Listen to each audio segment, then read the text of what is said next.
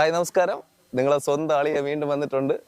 ഇന്ന് സപ്പോട്ടയ്ക്ക് എങ്ങനെയാണ് വളമിടുന്നത് അതാണ് ഇന്ന് കാണിച്ചു തരാൻ പോകുന്ന വീഡിയോ. ഓക്കെ, അപ്പോൾ ഏകദേശം എല്ലാവരുടെ വീടുകളിലും സപ്പോട്ട ഉണ്ടാവാം. പിന്നെ കായ്കൾ കുറവായിരിക്കും.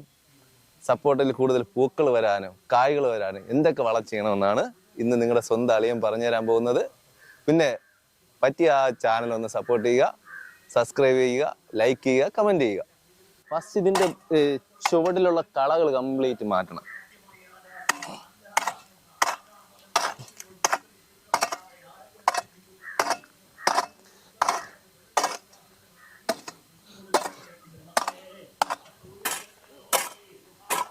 ഇതിൻ്റെ ചുവട് നമുക്ക് ചേർത്ത് വെട്ടണ്ട, അത് നമുക്ക് കൈ കൊണ്ടായാലും അതിൻ്റെ കളകളെടുത്ത് മാറ്റാവുന്നേ ഉള്ളൂ.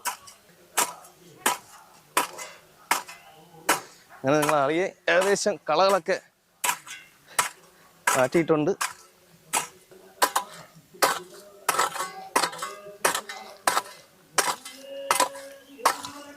നിങ്ങൾ അളിയെ ഏകദേശം കളകളൊക്കെ എല്ലാം വൃത്തിയാക്കിയിട്ടുണ്ട്. പക്ഷെ നമ്മൾ എപ്പോഴും ഈ എന്ത് ചെടിയുടെ ആയാലും ചുവടിലൂടെ കള മാറ്റുമ്പോൾ നമ്മൾ ഒത്തിരി ശ്രദ്ധിക്കാനുണ്ട്.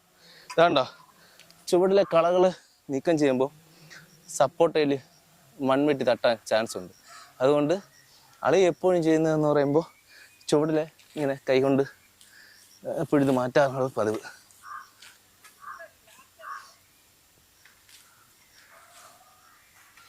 അതുപോലെ തന്നെ ശ്രദ്ധിക്കേണ്ട വേറൊരു ഘടകമുണ്ട്.